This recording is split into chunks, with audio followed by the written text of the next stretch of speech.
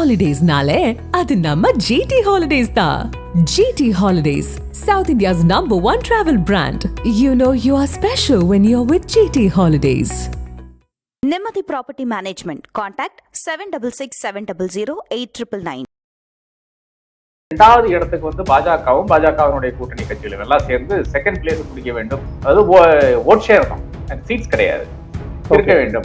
அதிமுக வந்து 3ஆம் இடத்துக்கு தள்ளிவிட்டால் அப்புறம் அது நேரேட்டிவ் செட்டிங் ஆயிரும். 2026க்கான நேரேட்டிவ் செட்டிங் ஆயிரும். பாஜகவினுடைய மோடியை பத்தியோ இல்லைன்னா அமித்ஷா பத்தியோ ஏதோ ஒரு நடவடிக்கையை பத்தி அவர்கள் வந்து விமர்சிக்கிறார்களா, அவர் பேர் எடுத்து விமர்சிக்கிறதா பார்த்தீங்கன்னா நிஜமா கிடையாது. யாரோ ஸ்பெண்ட் போர்சஸ் இந்த மாதிரியான நபர்கள், ஆமா முன்னாள் எம்எல்ஏ என்று சொல்லிக் கொள்ளலாம், அதற்காக போயிருக்கலாம். அதிமுகவை பொறுத்தவரை அவர்கள் அனைவரும் வந்து அம்மா ஜெயலலிதாவை நம்பி இருந்த நபர்கள் தான். ஜெயலலிதா அந்த ஏரியால வந்து அவர்கள் வந்து வாக்கு சேகரித்தால் நிச்சயமாக அவர்கள் வெற்றி பெற்று விடுவார்கள். என்னை பொறுத்தவரை நிச்சயமாக ராகுல் காந்தி இறங்கி வந்து பேசுகிறார் என்றுதான் பார்க்க வேண்டியதா இருக்கிறது. அதாவது நிச்சயமாக விஜய் அரசியலுக்கு வருவது வரவேற்கக்கூடிய விஷயமாக தான் பார்க்கிறேன். நான் வந்து உங்க கூட அந்த பேட்டி கொடுக்கும்போது ஐ திங்க் ஒரு வருஷம் முன்னாடி நினைக்கிறேன், 1.5 வருஷமா ஒரு வருஷம் முன்னாடி, அந்த சமயத்துல வந்து அதிமுக சிதைந்த ஒரு போர்ஸா இருந்தது. அப்ப அந்த வாக்கு வங்கி வந்து கம்ப்ளீட்டாக ஒரு பாஜக கிட்ட போயிடக்கூடாது என்ற அந்த அடிப்படையில் தான். அதாவது ஏனென்றால் உதயநிதி கம்பெனி ரெட் ஜெயண்டா அவர்கள் வந்து வாங்க பார்த்தார்கள், அதற்கு வந்து விஜய் இசைவு தெரிவிக்கவில்லை. அதனால வந்து பல இடங்கள்ல அந்த ஏர்லி மார்னிங் ஷோ எல்லாம் கேன்சல் பண்ணிட்டாங்க, கொடுக்க முடியாது, பெர்மிஷன் கொடுக்க முடியாதுலாம் பேசிக் கொண்டிருந்தார்கள். அப்போ அந்த ஒரு இடத்திலையும் வந்து விஜய் நிற்கிறார். அப்ப விஜயனுடைய அரசியல் அந்த என்ட்ரி என்று பார்க்கும்போது என்னை பொறுத்தவரை வந்து அது இந்த மத்திய மாநில அரசாங்கங்களுக்கு எதிரான ஒரு மூவாகத்தான் பார்க்க வேண்டியதா இருக்கிறது. அதுவும் குறிப்பாக மாநில அரசாங்கத்தினுடைய திமுகவுக்கு எதிரான ஒரு போக்காகத்தான் பார்க்க வேண்டியதா இருக்கிறது. அதுலயே வந்து திமுக இருக்கின்ற அதிருப்தி வாக்கள் இருக்கு இல்லையா, அந்த அதிருப்தி வாக்கள் வந்து பாஜகவுக்கு போக வேண்டிய வாக்குகள், அதிமுகவுக்கு போக வேண்டிய வாக்குகள் ஒருவேளை வந்து விஜய்க்கு போகக்கூடிய அந்த வாய்ப்பு இருக்கிறது.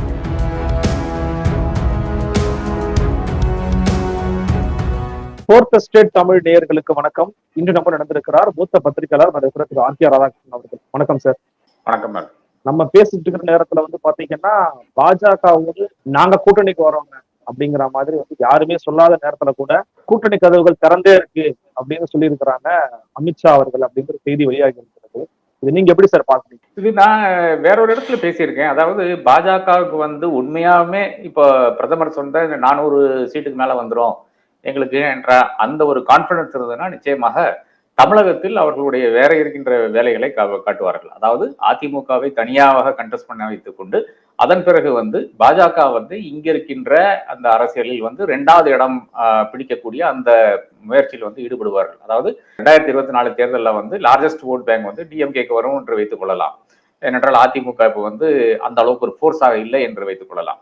அதனால வந்து அந்த இடத்துக்கு 2வது இடத்துக்கு வந்து பாஜகவும் பாஜகவினுடைய கூட்டணி கட்சிகள் எல்லாம் சேர்ந்து செகண்ட் பிளேஸ் பிடிக்க வேண்டும். அது ஓட் ஷேர் தான், சீட்ஸ் கிடையாது, இருக்க வேண்டும். அதிமுக வந்து 3ஆம் இடத்துக்கு தள்ளிவிட்டால் அப்புறம் அது நேரேட்டிவ் செட்டிங் ஆயிரும். 2026க்கான நேரேட்டிவ் செட்டிங் ஆயிரும். அப்போ என்னை பொறுத்தவரை வந்து 2024 அதிமுக வேண்டாம் என்று பாஜக ஒரு தீர்மானத்தை எடுத்து விட்டால் அதன் பொருள் என்னவென்று பாத்தீங்கன்னா 2026க்கான களம் வந்து தமிழ்நாட்டில் அமைத்து விட்டார்கள், இல்லைன்னா அமைக்க போறார்கள் என்ற அந்த முடிவில் நாம் வந்து விடலாம்.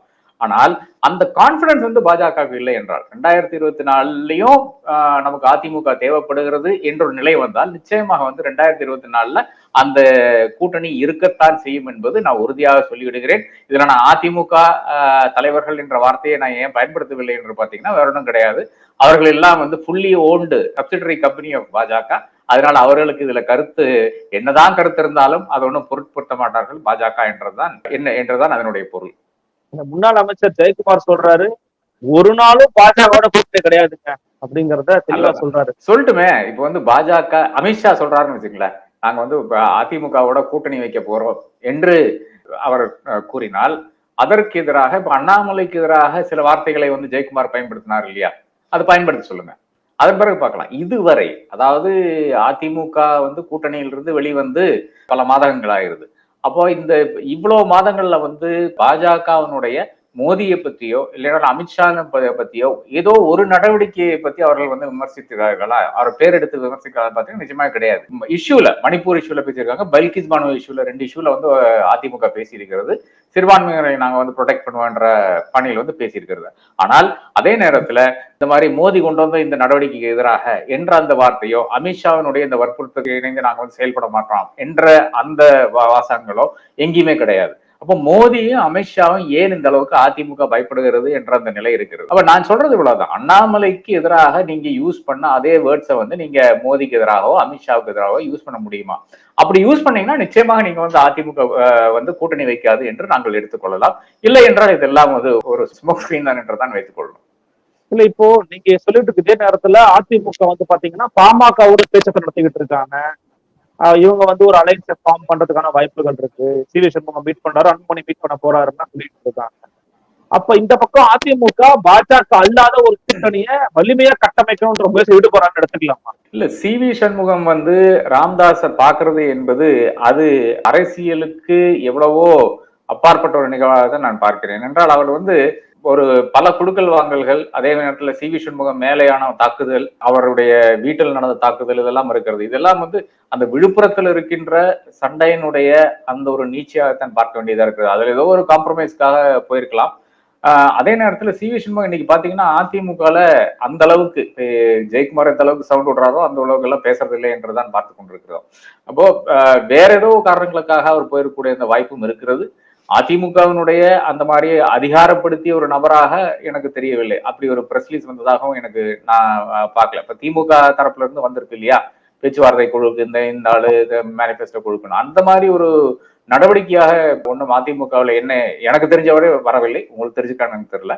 அப்போ அப்படி இருக்கிற ஒரு நிலையில திடீரென்று சி.வி. சண்முகம் போய் ராமதாஸ் சந்திக்கிறதுல வந்து நிச்சயமாக அதுல வேற ஏதோ உள்நோக்கம் இருக்கும், உள்கருத்துக்கள் இருக்கும் என்று நான் கருதுகிறேன். அப்பனா பாமகவோ இல்ல மற்ற கட்சிகளோ வந்து அண்ணாமலையோட அலைன்ஸ் செட் பண்றதுக்குதான் விருப்பத்தில் இருக்கிறாங்கன்னு எடுத்துக்கலாமா? இல்ல, பாமகவை பொறுத்தவரை இப்போ ரொம்ப இக்கட்டான ஒரு சூழ்நிலை இருக்குங்க. இப்ப திமுக தலைவரை போய் பார்த்திருக்காங்க, மு.க. ஸ்டாலின் வந்து சந்திச்சிருக்கார்கள். அதன் பிறகு பாத்தீங்கன்னா ஒரு பெரிய ஒரு பாசிட்டிவ் டெவலப்மெண்ட் அந்த இடத்துல கிடையாது. அதாவது திமுக வந்து அரவணைத்து செல்லும் என்ற ஒரு இடத்துல இருந்து அவர்கள் வந்து அந்த இஷ்யூவை அணுகவில்லை. அப்ப அதனுடைய பொருள் என்னை பொறுத்தளவு என்னன்னு பாத்தீங்கன்னா, அவர்கள் விசிக வந்து கைவிட மறுக்கிறார்கள் என்றுதான் இருக்கிறது. இதே கூட்டணி போதும், வேணுமென்றால் இன்னும் சிறு கட்சிகள் வந்து சேரலாம் என்ற இந்த இடத்துல இருந்தால் அவர்கள் வந்து இந்த என்டையர் இஷ்யூ வந்து இல்ல லோக்சபா எலெக்ஷன்ஸ் வந்து அணை கொண்டிருக்கிறார்கள் என்றுதான் பார்க்க வேண்டியதா இருக்கிறது. அப்போ பாமகவுக்கு அங்க இடமில்லை என்று நான் இப்போதைக்கு கருதுகிறேன். அப்படி இருக்கிற நிலையில் வந்து பாமகனுடைய ஆப்ஷன்ஸ் என்னன்றது இருக்கிறது. அப்போ ஒன்னும் வந்து பாஜக இல்லைன்னா அதிமுக, இதுதான். இப்போ அது ரெண்டுமே ஒரே கூட்டணியில் இருக்க போதா இல்ல தனித்தனியாக நிக்க போறாங்கன்றது அது பொறுத்து இருந்தான் பார்க்க வேண்டும். நான் அந்த காரணங்களுக்காக பிரச்சனை இருக்கிறது. அப்ப இந்த 2 கட்சிகளுக்கு மட்டும்தான் நீங்க பேச்சுவார்த்தை நடத்த முடியும் என்ற ஒரு நிலை இருக்கிறது. அப்ப இந்த 2 கட்சிகளை அணுகிறதை விட்டு இனி இப்ப தனியாக நிக்கிறேன் என்று போய்விட்டால் கூட அது பாமகவுக்கு ஒரு பெரிய ஒரு பாசிட்டிவ்ல முடியாது என்று அவர்களுக்கு நன்றாக தெரியும். அப்ப அதனால அட்லீஸ்ட் அந்த ஒரு சீட்டை தக்க வைக்க வேண்டும் என்ற ஒரு நிலையில் வந்து இல்லை என்றால் ஒரு அரசியல் நான் என்டிட்டியாக மாறிவிடுவோம் என்ற ஒரு அந்த ஒரு அப்ளீவியனை ஸ்டேர் பண்ணி கொண்டிருக்கிறது பாமக. அப்ப நிச்சயமாக ஏதோ ஒரு கூட்டணியில் இருக்க வேண்டும். திமுக கூட்டணியினுடைய கதவுகள் ஏறத்தாழ அடைந்தபாடுதான் இருக்கிறது. அப்போ ஒன்னும் பாஜக இல்லை என்றால் அதிமுக இதுலதான் இருக்க வேண்டும் என்ற ஒரு நிலை அவர்களுக்கு இருக்கிறது. அதுதான் அவர்கள் வந்து எந்த அளவுக்கு முடியுமோ அந்த அளவுக்கு வந்து அவர்கள் அணுகி கொண்டிருப்பார்கள் என்றுதான் நான் கருதுகிறேன். அண்ணாமலை அவர்களோட டெல்லி பயணம், அவர் வந்து இந்த மாதிரி அதிமுகவில் இருந்த முன்னாள் எம்எல்ஏக்கள் 20 பேர், எம்எல்ஏக்கள் உட்பட நிர்வாகிகள் ஒரு 20 பேர் வந்து நம்ம பாஜக சேர போறாங்க, நான் போறேன் அப்படின்னு சொல்லி அவர் டெல்லிக்கு போயிருக்கிறதா சொல்றாரு. அதுல கூட்டணி பத்தியும் பேச வாய்ப்பு இருக்குன்னு நினைக்கிறாங்க. நீங்க இந்த பயணத்தை எப்படி மதிப்பீடு செய்றீங்க? போயிட்டு வரட்டுமே, யாரை சந்திக்கிறாருன்னு பார்க்கலாமே. நம்ம பல முறை வந்து இந்த பயணங்கள், அதாவது மாநில தலைவர்கள் வந்து பெரிய சவுண்ட் விட்டுட்டு அப்புறம் வந்து டெல்லிக்கு போவாங்க. இது காங்கிரஸ் காலத்துல இப்படித்தான் இருந்தது, இப்ப பாஜக ஆளுகின்ற சமயத்துல இதுதான் இருந்தது. அங்க போனா பாதி டைம்ல வந்து ஆடியன்ஸ் கூட கிடைக்காது. நீங்க யாரை நினைச்சு போறீங்களோ அந்த நபர்களுக்கு வந்து ஒரு அமித்ஷா வந்து நைட்டு 12:30 1 மணி மட்டும் வேலை பண்றதுனால ஒரு வேலை அவருடைய ஆடியன்ஸ் கிடைக்கிறதுக்கான அந்த வாய்ப்பு இருக்கே தவிர நிச்சயமாக பாக்கி இருக்கின்ற நபர்கள் இப்போ பல நபர்கள் அப்படித்தான் போயிட்டு வந்து கொண்டிருக்கிறார்கள் என்று நாம் பார்த்து கொண்டிருக்கிறோம். இது முன்னாள் எம்எல்ஏக்கள் போய் சேர்றதுல ஒன்றும் பெரிய அர்த்தம் கிடையாதுங்க. யாரோ ஸ்பெண்ட் போர்சஸ் இந்த மாதிரியான நபர்கள், ஆமா முன்னாள் எம்எல்ஏ என்று சொல்லிக் கொள்ளலாம், அதற்காக போயிருக்கலாம். அதிமுகவை பொறுத்தவரை அவர்கள் அனைவரும் வந்து அம்மா ஜெயலலிதாவை நம்பி இருந்த நபர்கள் தான். ஜெயலலிதா அந்த ஏரியால வந்து அவர்கள் வந்து வாக்கு சேகரித்தால் நிச்சயமாக அவர்கள் வெற்றி பெற்று விடுவார்கள் என்ற ஒரு நிலையில் இருந்த பல எம்எல்ஏஸ் இருக்காங்க. தனக்காக ஒரு தொகுதியை தேர்ந்தெடுத்து அந்த தொகுதியை வந்து நர்ச்சர் பண்ணி அதை வந்து பராமரிக்க வேண்டும் என்ற அந்த நினைப்பில் வந்து பல நபர்கள் கிடையாது அதிமுகவில். ஏனென்றால் அடுத்த முறை வந்து இந்த கான்ஸ்டிடுன்சி கிடைக்குமா, இல்லைன்னா வேற ஏதாவது தொகுதிக்கு மாத்தி விடுவார்கள் என்று கூட தெரியாது. அதனாலதான் இப்போ அதிமுக எம்எல்ஏஸை பொறுத்தவரை அவர்கள் எவ்வளவுதான் ஹெல்ப்ஃபுல்லா இருந்தா கூட அந்த தொகுதியை பொறுத்தவரை அவர்கள் பெரிதாக ஒன்றும் கியூரேட் பண்ண மாட்டாங்க. அந்த நிலையில் வந்து எத்தனை அதிமுக எம்எல்ஏஸ் போய் சேர்ந்தாலும் அது ஒரு பிரச்சனையாக பார்க்க வேண்டிய அவசியம் இல்லை. அதிமுகவை பொறுத்தவரை நிச்சயமாக இன்று அதிமுக பொறுத்தவரை அது ஒரு பிரச்சனையாக பார்க்க வேண்டிய அவசியம் கிடையாது. நிச்சயமாக எடப்பாடி கூட சமரசம் இல்லாத நபர்கள் வந்து நிச்சயமாக பாஜகவிலே பொலிட்டிக்கல் ரெலவன்ஸுக்காக எந்த கட்சியில வேணாலும் போய் சேரலாம். திமுக ஃபுட்பால்ல வந்து எல்லாரும் தொங்கிட்டு போயிருக்கின்ற நிலையில வந்து நிச்சயமா அங்க போக முடியாது. அங்க போனாலும் யாரும் ஒன்றும் கண்டுக்கு போறதில்லை என்ற நிலை இருக்கிறது. பல அதிமுக நபர்களுடைய நிலையும் அப்படிதான் இருக்கிறது, திமுக இருக்கிற நபர்களுடைய. அப்ப அதனால நிச்சயமாக வேற இதை எங்க போக முடியும், அந்த ஒரு பிரச்சனை இருக்குல்ல. பாமக போய் சேர்ந்து பிரச்சனை கிடையாது. மதிமுக என்பது ஒரு டிக்ளைனிங் போர்ஸ், தேமுதிக என்பது ஏறத்தாழ அட்ரஸ் இல்லாமல் போய்விட்ட இடம். வாசங்கிட்ட போய் சேர்ந்தா அது எதுக்குன்ற கேள்வி நிச்சயமாக அப்படி கட்சி இருக்கானே கேட்க வேண்டிய ஒரு இடம். இடதுசாரிகள் என்று பார்த்து விட்டால் அது திமுகவை விட்டு நிச்சயமாக நின்றால் அவர்களுக்கு ஒன்றும் கிடைக்காத ஒரு நிலை. இப்ப காங்கிரஸ் பாத்தீங்கன்னா தமிழகத்துல மட்டும் ஒரு ரிவைவல் என்று பார்க்க முடியாத ஒரு நிலை இருக்கிறது. அப்ப எங்க போறது, பாஜக தான் போக முடியும். ஓகே, நீங்க இப்போ பேசுறது நம்ம வந்து ராகுல் காந்தியுடைய விவரத்தை நம்ம பார்த்துருந்தோம் சார். நம்ம பேசிக்கிட்டு இருக்கும் போது ராகுல் காந்தி அவர்கள் இந்த 50% இடஒதுக்கீடு உச்சவரம் பற்றி பேசியிருக்கிறாரு. அதே போல வந்து பாத்தீங்கன்னா இந்த சாதிவாரி கணக்கெடுப்பு பத்தி பேசியிருக்கிறாரு. மம்தா பானர்ஜி இந்தியா அலையன்ஸ்ல தான் இருக்கிறாங்க, அவங்கதான் முக்கியமா தலைவர் அப்படின்னு பேசியிருக்கிறாரு. இதெல்லாம் வந்து ஒரு ஒரு பாசிட்டிவ் டோன்ஸா காட்டுதா இந்தியா அலையன்ஸ் நோக்கி? நீங்க எப்படி பாக்குறீங்க? என்னை பொறுத்தவரை நிச்சயமாக ராகுல் காந்தி இறங்கி வந்து பேசுகிறார் என்றுதான் பார்க்க வேண்டியதா இருக்கிறது. அதாவது எனக்கு தெரிஞ்சு இப்போ 2019 தேர்தலுக்கு முன்னால இவர் நம்மளுடைய அகிலேஷ் யாதவ் வந்து டெல்லிக்கு செல்கிறார். அப்ப என் நண்பர் ஒருத்தர் கேட்கிறாரு, எங்க நீங்க ஏதோ ஒரு தேநீர் வந்து ஏதோ அரேஞ்ச் பண்ணியிருக்காங்க சோனியா அம்மையார் வீட்டுல, நீங்க போலியான்னு கேட்டதுக்கு அவர் வந்து எங்க எனக்கு அழைச்சதானங்க போக முடியும்னு சொல்றாரு. அப்ப அந்த நிலையில இருந்து ஆரம்பிச்சு அப்புறம் பல விஷயங்கள் 2022 தேர்தலுக்கு கூட யூபிஐ பொறுத்தவரை காங்கிரஸ்ல இருந்து அவர்கள் பேசவில்லை என்ற ஒரு நிலைதான் இருந்தது. அதனாலதான் அடுத்த நாள் காலங்காத்தால 6 மணிக்கு அவர் வந்து அகிலேஷ் யாதவ் வந்து அறிவிச்சிடுறாரு, என்டையர் லிஸ்ட் வந்து அறிவிச்சிடுறாரு. அப்போ இந்த பிரச்சனைகள் நடுவில் தான் காங்கிரஸ்ல இருக்கின்ற அந்த அன்ரெஸ்பான்சிவ்னஸ் காரணமாகத்தான் அகிலேஷ் யாதவ் போன்ற நபர்கள் அவர்கள் வந்து நிச்சயமாக காங்கிரஸை புறக்கணிக்க வேண்டிய ஒரு கட்டாயத்தில் வந்து தள்ளப்படுகிறார்கள். இப்போ எஸ்பியை பொறுத்தவரை, யூபிஐ பொறுத்தவரை பாஜக இன்னைக்கு நம்பர் 1 பார்ட்டியா இருக்கிறது. நம்பர் 2 பார்ட்டின்னு பாத்தீங்கன்னா எஸ்பி தான் இருக்கிறது. அப்ப அந்த எஸ்பிஐ வந்து காங்கிரஸ் தான் அணுக வேண்டும். எஸ்பி போய் காங்கிரசினுடைய வாசல்ல வந்து நிக்க முடியாது இல்லையா? அப்போ அந்த ஒரு நிலை வந்து காங்கிரஸ் நிச்சயமாக இன்றைக்கு உணர்கிறது. அதனாலதான் இப்ப மம்தானுடைய கேஸ்ல ஆனாலும் சரி, பல தலைவர்களுடைய கேஸ்ல ஆனாலும் சரி, அந்த மாதிரி ஒரு நிலைக்கு இப்ப வந்து விட்டோம். அதனால நிச்சயமாக அந்த ரீஜனல் பார்ட்டிஸ் கூட நம்ம வந்து ஒத்துழைக்க வேண்டும். அவர்கள் வந்து கொஞ்சம் ஒரு இம்மெச்சுவர் பிஹேவியர் காமிச்சா கூட அது காங்கிரஸ் தான் அதுக்கு வந்து அனுசரிச்சு போக வேண்டும் என்ற ஒரு நிலை வந்திருக்குது. நிச்சயமாக காங்கிரஸுக்கு அது புரிகிறது. ராகுல் காந்தி இன்னும் கொஞ்சம் ப்ரோஆக்டிவாக இருக்கிறார் என்று நமக்கு தெரிகிறது. அப்ப அதனாலதான் இப்போ வந்து அகிலேஷ் யாதவும் அந்த பாரதியோட நியாய யாத்திரா என்ற அந்த யாத்திரையில கூட கலந்து கொள்கிறேன் என்ற அந்த அறிக்கையோட நேற்றைய தினம் விடுத்துள்ளார். ஓகே, இன்னைய தினத்துல நம்ம தமிழக அரசுல வந்து பார்த்தோம்னா நடிகர் விஜய் வந்து கட்சி ஆரம்பிச்சு இன்னைக்கு செயற்குழு கூட்டம் வரைக்கும் நடந்துகிட்டு இருக்கிறத பார்க்க முடிகிறது. எனக்கு தெரிந்து ஊடகவியலாளர்கள் மத்தியில வந்து பத்திரிகைகள் மத்தியில நீங்க தான் முறையா அவர் வரப்போறாருப்பா, வேலையை ஆரம்பிச்சிட்டாரு அப்படின்னு வெளிப்படையா வந்து பேசியிருக்கீங்க. செயற்குழு கூட்டம் கூட போறாரு, ஆனா வந்து அறிக்கை மட்டும் விட்டாரு. ஆனா அதுவே பலவிதமான எதிர்ப்புகளையும் வந்து உருவாக்கிக்கிட்டு இருக்கிறத பார்க்க முடிகிறது. நீங்க இது எப்படி மதிப்பீடு செய்றீங்க? யார் எதிர்க்கிறாங்கன்னு நினைக்கிறீங்க? நிச்சயமாக விஜய் அரசியலுக்கு வருவது வரவேற்கக்கூடிய விஷயமாகத்தான் பார்க்கிறேன். நான் வந்து உங்க கூட அந்த பேட்டி கொடுக்கும்போது ஐ திங்க் 1 வருஷம் முன்னாடி நினைக்கிறேன், 1.5 வருஷமா 1 வருஷம் முன்னாடி, அந்த சமயத்துல வந்து அதிமுக சிதைந்த ஒரு போர்ஸா இருந்தது. அப்ப அந்த வாக்கு வங்கி வந்து கம்ப்ளீட்டாக ஒரு பாஜக கிட்ட போயிடக்கூடாது என்ற அந்த அடிப்படையில் தான். அதாவது ஏனென்றால் 2 கழகங்களும் இருக்கின்ற தமிழகம் தான் தமிழகத்தை பொறுத்தவரை வளர்ச்சி பாதையில் கொண்டு போகக்கூடிய ஒரு இடத்தில் வந்து கொண்டை நிறுத்தும் என்று நான், அதுதான் என்னுடைய ஒரு விருப்பமா இருக்கிறது. அதுதான் ஹிஸ்டரியுமா இருக்கிறது. வரலாறே பாத்தீங்கன்னா நிச்சயமாக அதிமுகவும் திமுகவும் வந்த பிறகுதான் தமிழகத்தை பொறுத்தவரை ஒரு வளர்ச்சி பாதை, அதே மாதிரி நியூன் மீல் ஸ்கீம்ல இருந்து ஆரம்பிச்சு அதை விரிவுபடுத்துறானாலும் சரி, இல்ல வெல்ஃபேர் ஸ்கீம்ஸ் என்னாலும் சரி, இது எல்லாம் இந்த விஷயங்கள் எல்லாம் வர்றது வந்து அதிமுக திமுகனாலதான் என்று நான் கருதுகிறேன். அதனாலதான் இன்னைக்கும் வந்து பல இண்டிசஸ்ல கேரளால வந்து பெரிய ஒரு சமூக மாற்றம் வந்ததுனால அவர்கள் பல இண்டிசஸ்ல வந்து நம்மளை விட ஜாஸ்தியா இருக்கிறார்கள், சோசியல் இண்டிகேட்டர்ஸ்ல மேல இருக்கிறார்கள். ஆனா தமிழகம் வந்து அது ஒரு 2வது இடத்துல இல்லைன்னா 3வது இடத்துல வர்றதுக்கு காரணம்னு பாத்தீங்கன்னா திராவிட கட்சிகள் தான். அது மாற்று கருத்து இருக்க முடியாது. அப்ப அதுல இருக்கின்ற ஒரு கட்சி வந்து குறுகி போச்சு என்றால் அதனுடைய இடம் யார் நிற்பவர்னு பாத்தீங்கன்னா ஒன்னும் பாஜக இல்லைன்னா காங்கிரஸ். இது இதை தவிர வேற கட்சி கிடையாது. ஆனால் இன்று இருக்கின்ற நிலையில வந்து காங்கிரஸ் வந்து ஏறத்தாழ ஒரு பாஜகவுடைய பெரிய கட்சி, அதாவது வாக்கு வங்கி சதவீதத்துல பாத்தீங்கன்னா பாஜகவோட பெரிய கட்சி இருந்தா கூட நிச்சயமாக அது வந்து அந்த ஸ்பேஸை கேப்சர் பண்ணக்கூடிய இடத்தில் கிடையாது. அப்ப இன்னொரு தேசிய கட்சி வந்து அங்க உட்காரும் போது நிச்சயமாக தமிழக நலனுக்கு, தமிழர்களுடைய நலனுக்கு எதுவா இருக்காது என்ற ஒரு அடிப்படையில் தான் பேசினேன். அதனாலதான் நான் அந்த டைம்ல வந்து விஜய் வர வேண்டும் என்று கூறினேன். ஆனால் இன்றைக்கு விஜய் வந்திருக்கிறதுக்கு காரணம் வேற என்று நான் கருதுகிறேன். நிச்சயமாக மத்திய மாநில அரசாங்கத்தினுடைய நெருக்குதல்கள் என்று நான் காண்கிறேன். சென்ட்ரல் போர்ஸ் பொறுத்தவரை நிச்சயமாக அது ஐடி ஆனாலும் சரி, ஒருவேளை ஐடி ரெய்ட் எல்லாம் நடந்த ஒரு விஷயம் நாம் பார்த்து கொண்டிருந்தோம். அது ஒரு பிரச்சனை இருக்கிறது. நிச்சயமாக சென்ட்ரல் இருந்து அந்த அழுத்தம் இருக்கிறது. மாநிலத்திலிருந்து பாத்தீங்கன்னா ஏறத்தாழ சினிமா துறையை முழுக்க ஒரு உதயநிதியினுடைய கையில போயிருக்கிறதாகத்தான் பார்க்கிறோம். அப்போ இப்ப போன படம் கூட, அது விஜயனுடைய படம் கூட பல பரவலாக இருக்கின்ற பேசி பாத்தீங்கன்னா உதயநிதி கம்பெனி ரெட் ஜெயண்டா அவர்கள் வந்து வாங்க பார்த்தார்கள். அதற்கு வந்து விஜய் இசைவு தெரிவிக்கவில்லை. அதனால வந்து பல இடங்கள்ல அந்த ஏர்லி மார்னிங் ஷோ எல்லாம் கேன்சல் பண்ணிட்டாங்க, கொடுக்க முடியாது, பெர்மிஷன் கொடுக்க முடியாதுன்னு பேசிக் கொண்டிருந்தார்கள். அப்போ அந்த ஒரு இடத்திலையும் வந்து விஜய் நிற்கிறார். அப்ப விஜயனுடைய அரசியல் அந்த என்ட்ரி என்று பார்க்கும்போது என்னை பொறுத்தவரை வந்து அது இந்த மத்திய மாநில அரசாங்கங்களுக்கு எதிரான ஒரு மூவாகத்தான் பார்க்க வேண்டியதா இருக்கிறது. அதுவும் குறிப்பாக மாநில அரசாங்கத்தினுடைய திமுகவுக்கு எதிரான ஒரு போக்காகத்தான் பார்க்க வேண்டியதா இருக்கிறது.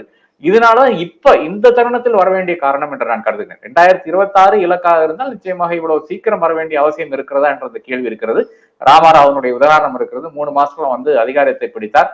எம்ஜிஆருடைய உதாரணம் இருக்கிறது. 72ல வந்து ஆரம்பிக்கிறாரு, இம்மீடியட்டாக ஒரு பை எலெக்ஷன் நிற்கிறாரு, அந்த பை எலெக்ஷன் வந்து ஜெயிக்கிறார். இந்த மாதிரியான எக்ஸாம்பிள்ஸ் இருக்கும்போது விஜய் ஏறத்தாழ நான் அவர் ராமராவ் கிடையாது, நிச்சயமாக அவர் எம்ஜிஆரும் கிடையாது. அப்படி இருந்தால் கூட மக்கள் அந்த அளவுக்கு விரும்புகின்ற ஒரு நபராக இருக்கிறார். அதாவது ஷாருக் கானுக்கு அப்புறம் இன்னொரு ஹீரோ வந்து எல்லா இடத்துலயும் போனியாவோட ஒரு ஹீரோன்னு பார்த்தா நிச்சயமா விஜயத்தான் இருக்கும். ஏர்னிங்ஸ் வைஸும் பாத்தீங்கன்னா விஜயத்தான் இருக்கும். அப்ப அந்த அளவுக்கு செல்வாக்கு இருக்கின்ற ஒரு நபர், நல்ல இமேஜ் இருக்கின்ற ஒரு நபர், அவர் வந்து இந்த அளவுக்கு சீக்கிரம் வர வேண்டிய காரணம் என்று பாத்தீங்கன்னா இந்த நெருக்கடினாலதான் அவர் வந்திருக்காரு என்று நான் கருதுகிறேன். Correct sir. ஆனா இப்ப அவர் எதிர்க்கிற தரப்பு நீங்க யாருன்னு நினைக்கிறீங்க? அதாவது அவரை எதிர்க்கிற தரப்பு எப்படின்னா, இப்போ நீங்க எப்படி ஊழல ஒழிப்பை பத்தி பேசுவீங்க? நீங்க வந்து உங்க படங்கள்லயோ உங்க துறையிலயோ இருக்கிற ஊழல ஒழிச்சிட்டீங்களா? நீங்க பிளவுவாதம் நீங்க எப்படி பேசுவீங்க? யாருக்கு நீங்க குரல் கொடுத்தீங்க அப்படின்னு விஜய் மீது இப்ப டார்கெட் பண்ணக்கூடிய வார்த்தைகள் எல்லாம் நம்ம இன்னும் கொஞ்சம் பிராங்கா பேசணும்னா, திமுக காரங்க பேசுறதுனாலும் அது ஆதரவு வட்டங்கள் அவர் எதிர்த்து பேசுறத பார்க்க முடியும். நீங்க எப்படி பாக்குறீங்க? நிச்சயமாக இதுல வந்து பிரச்சனைன்னு பாத்தீங்கன்னா பாஜக சென்ட்ரல் லீடர்ஷிப் நிச்சயமாக இதை விரும்பும். விஜய் வர்றதை வந்து விரும்பும்.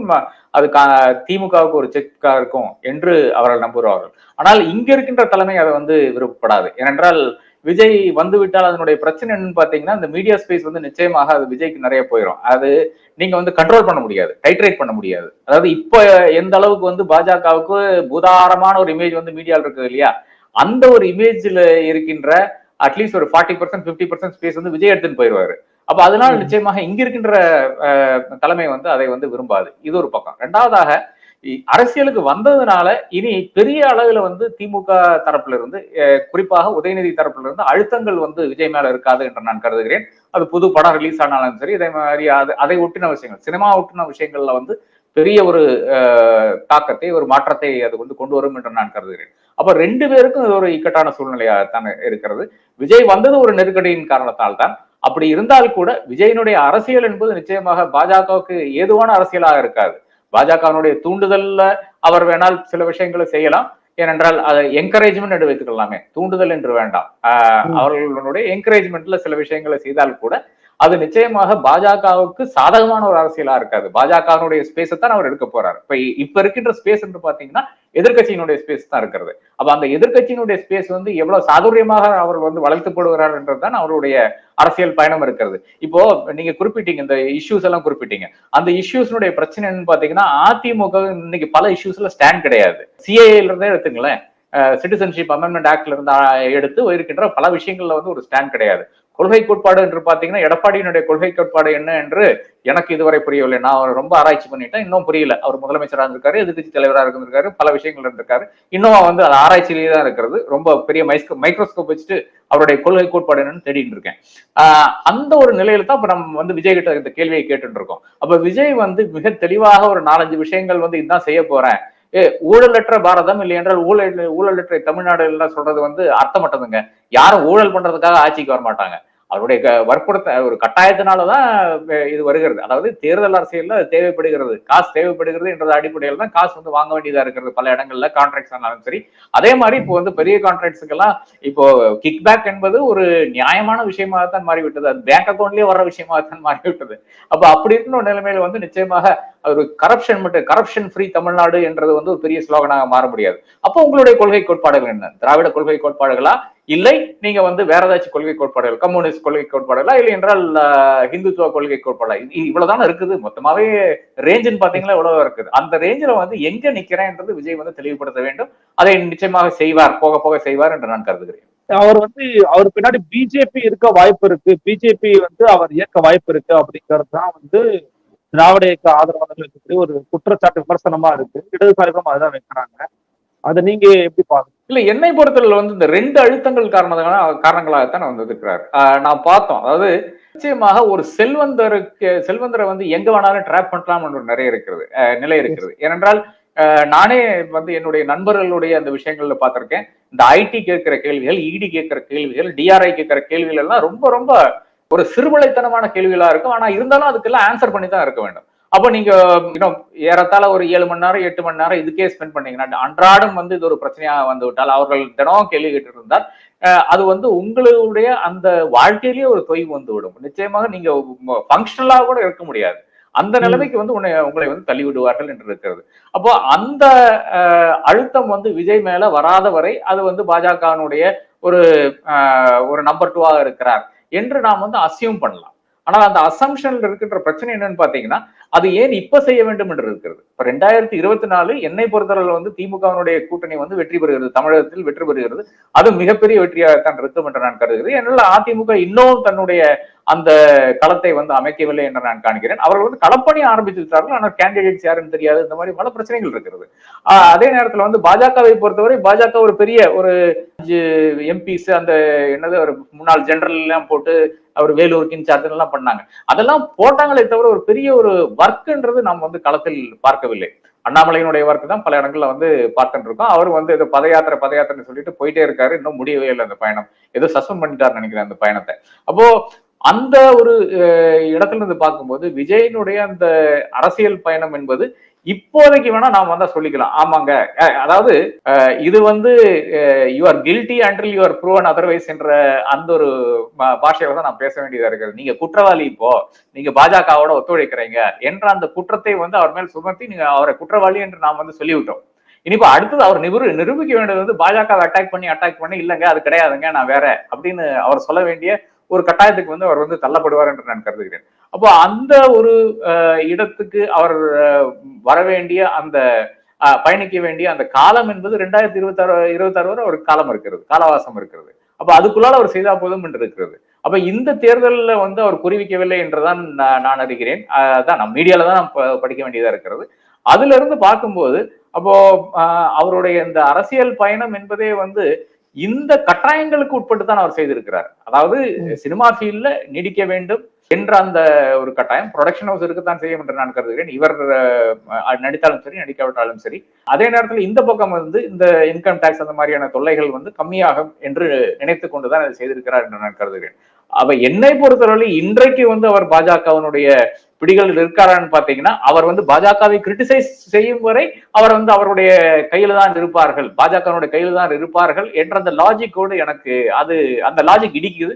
நிச்சயமாக இப்ப எனக்கு அதை ஏற்றுக்கொள்ள முடியாது. யாருடைய வாக்குகளை பிரிக்க வாய்ப்பு இருக்கு அப்படின்னு ஒரு கேள்வி எழுப்புறாங்க. அவர் வந்து இவர் வந்தா இவங்க ஏன் பதக்கம் அடைகிறாங்க அப்படிங்கிற ஒரு கேள்வி வைக்கிறாங்க. நீங்க எப்படி பாக்குறீங்க? என்னை பொறுத்தளவுல நிச்சயமாக அது யாருடைய ஓட்டு பிரிவுன்னு பாத்தீங்கன்னா, இப்போ எந்த ஓட்டு சிதறி கிடக்குதுன்னு பாத்தீங்கன்னா, என்னை பொறுத்தளவுல அதிமுகவோட ஓட்டு தான் சிதறி கிடக்குது. அப்ப அதிமுகவுடைய ஓட்டுகள் தான் இவருக்கு வரும் என்று நான் கருதுகிறேன். அப்புறம் மைனாரிட்டி ஓட்ஸ் என்று இருக்கிறது. ஆனா விஜய் வந்து அந்த மாதிரி ஒரு ப்ரொஜெக்ஷனே அவருடைய வாழ்க்கையிலே கொடுத்தது கிடையாது. நான் ஜோசப் விஜய் என்பது முதல் முறையாக தமிழக மக்களுக்கு தெரிகிறது, அதாவது பரவலாக தெரிகிறதுன்னு பாத்தீங்கன்னா ஹெச் ராஜாவினுடைய அந்த பேட்டியில் தான். அதன் பிறகுதான் நான் அவரை வந்து ஹரிஹர சர்மா ராஜா என்று அழைத்தேன். அப்போ ஹரிஹர சர்மா ராஜா வந்து ஜோசப் விஜய் என்று சொன்னது பிறகுதான் மக்களுக்கு வந்து அந்த ஒரு பெரிய பரவலாக அந்த நியூஸை போய் சேர்றது. அப்போ மைனாரிட்டி ஓட் பேங்க் அவர் வந்து குறி வைக்கவில்லை. மைனாரிட்டி ஓட் பேங்கை அவர் குறிவிக்காத வரை நிச்சயமாக திமுகவோட தான் இருக்கும் என்று பார்த்துக் கொள்ளலாம். அப்ப திமுகவை பொறுத்தவரை மைனாரிட்டி ஓட் பேங்க், திமுகவினுடைய ஓட் பேங்க், காங்கிரஸினுடைய 5%, 6% இதெல்லாம் சேர்த்து வச்சீங்கன்னா திமுகவினுடைய ஓட் பங்கில் ஒரு பெரிய ஒரு சிதறி போகாது என்று நான் கருதுகிறேன். அதுலயே வந்து திமுக இருக்கின்ற அதிருப்தி வாக்கள் இருக்கு இல்லையா, அந்த அதிருப்தி வாக்குகள் வந்து பாஜகவுக்கு போக வேண்டிய வாக்குகள், அதிமுகவுக்கு போக வேண்டிய வாக்குகள் ஒருவேளை வந்து விஜய்க்கு போகக்கூடிய அந்த வாய்ப்பு இருக்கிறது. ஏனென்றால் ஏப்பா இது எல்லாம் இப்ப பாஜகவுக்கு எதுக்கு போட வேணும், அவங்கதான் நாட்டையே வந்து இந்த அளவுக்கு கொண்டே நிறுத்திட்டாங்களே என்ற அந்த இருக்கிறது. இவ்வளவு கடன், இவ்வளவு வேலை வாய்ப்பின்மை, இந்த மாதிரியான பிரச்சனைகள்ல வந்து அவங்களுக்கு கொடுக்க வேண்டாம். மக்களுக்கு இங்க வாழறதுக்கு வீடு கிடையாது, கோயில் தான் கட்டிட்டு இருப்பாங்களா, அந்த கேள்விகள் எல்லாம் இருக்கிறது, அவர் கொடுக்க வேண்டாம். அதிமுக வந்து ஒரு வயபிள் போர்ஸாக 2024 தெரியவில்லை, 2026 தெரியுமா என்று தென்படுமா என்று எனக்கு தெரியவில்லை. அப்படி இருக்கின்ற ஒரு நிலையில வந்து நிச்சயமாக அந்த அதிருப்தி வாக்குகள், அதிமுக இருந்து பிரிந்து போகின்ற வாக்குகள் யூஸ்வலா திமுகவுக்கு போகும். அது திமுகவுக்கு போகாம அது வந்து இன்றைக்கு விஜய்க்கு வருகிறது. அதே மாதிரி திமுக இருந்து பிரிந்து போகின்ற வாக்குகள் வந்து அதிமுகவுக்கு போக வேண்டிய வாக்குகள், பாஜகவுக்கு போக வேண்டிய வாக்குகள் நிச்சயமாக அது வந்து இன்னைக்கு விஜய்க்கு செல்கிறது. அப்போ யாருதான் பதட்டம் அடைறாங்கன்னு நீங்க நினைக்கிறீங்க? இப்போ அதான் அந்த இம்பாக்ட் வந்து நம்ம அவ்வளவு எளிதில் வந்து கணிக்க முடியாது. அவர் ஃபீல்டுக்கு வந்த பிறகுதான் அதை வந்து கணிக்க முடியும். இப்ப இன்னைக்கு வந்து நீங்க ஒரு வாக்காளர்கிட்ட சென்று நீங்க வந்து விஜய்க்கு ஓட்டு போடுவீங்கன்னு கேட்டீங்கன்னா, என்னங்க இன்னும் வரவே இல்லை என்று கூறுவார்கள். 2026 தான் சொல்றாரு என்று கூறுவார்கள். அப்ப ஃபீல்டுக்கு சென்று ஒரு டூர் போன பிறகுதான், அதாவது அவர் வந்து தன்னுடைய கொள்கை கோட்பாடுகள் என்ன செய்ய போறார், அதாவது இது மாற்றத்துக்கான வாக்கு தானுங்க. இப்ப நாம் தமிழரை நம்பி வந்து எவ்வளவோ இளைஞர்கள் இருக்காரு இல்லையா, அந்த இளைஞர்கள் வந்து ஒருவேளை விஜய் கூட வர்றதுக்கான வாய்ப்பு இருக்கிறது. எக்ஸ்ட்ரீம் தமிழ் நேஷனலிஸ்ட் கிடையாது, அந்த வாக்குகள் வந்து நாம் தமிழர்கிட்ட தான் இருக்கும். அதை தாண்டி இருக்கின்ற வாக்குகள் இருக்குது, இளைஞர்கள் என்ற அந்த வாக்குகள் இருக்குது, அது நிச்சயமாக விஜய் கிட்ட வரும் என்று நான் கருதுகிறேன். அப்போ அதை தாண்டி இருக்கின்ற வாக்குகள் என்றது நிச்சயமாக நாம் வந்து அவருடைய கொள்கை கோட்பாடுகள் என்ன என்று அறிந்த பிறகுதான், அதாவது டிசல்யூஷன் ஓட்டர்ஸ், திமுக இருக்கிற டிசல்யூஷன் ஓட்டர்ஸ், அதிமுக இருக்கிற டிசல்யூஷன் ஓட்டர்ஸ், பாஜக இருக்கிற டிசல்யூஷன் ஓட்டர்ஸ், இது வந்து சிறிய நம்பர் என்று எடுத்துக்கொள்ள வேண்டாம். அனைத்து கட்சிகளிலும் வந்து ஒரு 10%, 12% வந்து அந்த மாதிரியான நபர்கள் இருப்பார்கள். அதையெல்லாம் சேர்ந்து விஜய்க்கு வந்து விட்டால் அப்புறம் அவ்வளவுதான், ஒரு பெரிய இடத்துக்கு வந்துருப்பாரு. அதுதான் இங்க விஷயமா இருக்கிறது. அப்ப அதுக்கு ஏதுவான விஷயங்கள் வந்து விஜய் பேசுவாரா, இல்லை என்றால் அவருடைய கொள்கை எப்படி இருக்குமா, இதுதான் கேள்வியா இருக்கிறது. அது பொறுத்துட்டு தான் பார்க்கணும். நிச்சயமா சார், பல விதமான கேள்விகளுக்கு ரொம்ப நிதானமா பொறுமையா ஆழமா உங்களை பதில்கள் கொடுத்தீங்க. மிக்க நன்றி. வணக்கம். நன்றி மகளே, மீண்டும் ஒரு சிறப்பு சந்திக்கலாம். நன்றி, வணக்கம்.